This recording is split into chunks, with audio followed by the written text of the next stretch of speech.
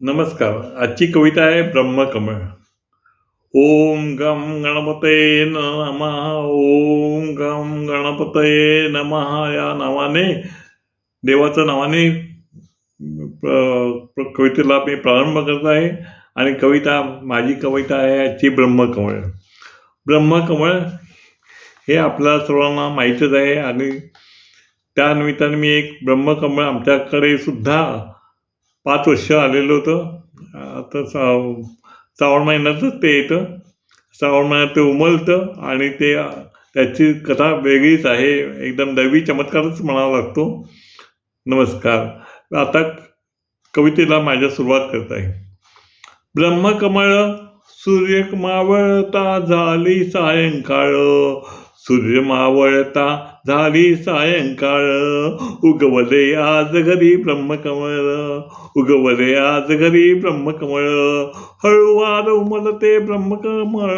हळुवार उमलते ब्रह्मकमळ. सुगंधाची सुरू होते सर्वत्र दळवळ. सुगंधाची सुरू होते सर्वत्र दळवळ. असे गुरु सुरुजांचा भाग्यकाळ. असे सुरुजांचा भाग्यकाळ. त्यांच्या दारी उमलते ब्रह्मकमळ. त्यांच्या दारी उमलते ब्रह्मकमळ. हळदी कुंकू आरती करा सुरुवात नको वेळ.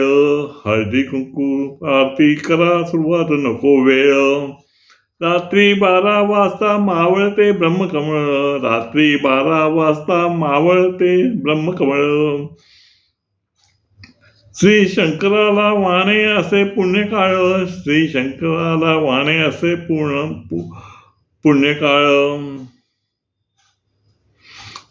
रात्री 12 वाजता वाहने ब्रह्मकमळ.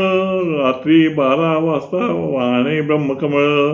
विसर्जन वीर किंवा तळ.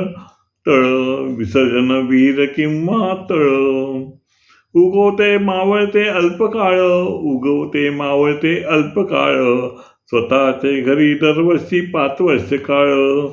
आम्हा कळकळ मुखी ब्रह्मकमळ. आम्हा कळकळ मुखी ब्रह्मकमळ. नमस्कार.